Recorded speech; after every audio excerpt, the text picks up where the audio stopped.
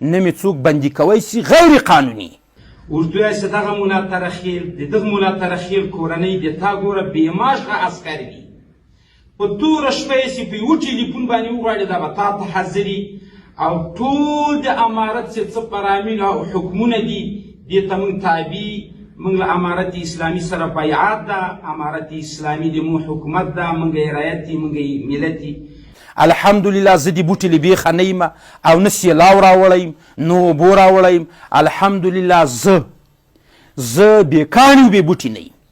او ورته وایه چې په موږ رحم وکړه، نور موږ معاف کړه، اوم به کړه، کورم خالي کړه، مېمانخانه م خالي کړه، حاجي ملا صاحب نور د موږ خوښه کړه، سره لا نورو څلورو وروڼو مې سره مې له یو وراره د ما عزت و د ما ابرو ته چې څوک بر بې ګناه غیر قانوني څوک ګوتې راوړي ګوتې پې ماتوم. دا خوښه کړي صاحبه، شرمېږو، دوستان لرو، په څنګ کې ورسره دښمنان لرو، بدخوا لرو. این عضو کابینه میگوید که ملا ترخیل و برادرانش با وی برخورد فیزیکی نیز کردند.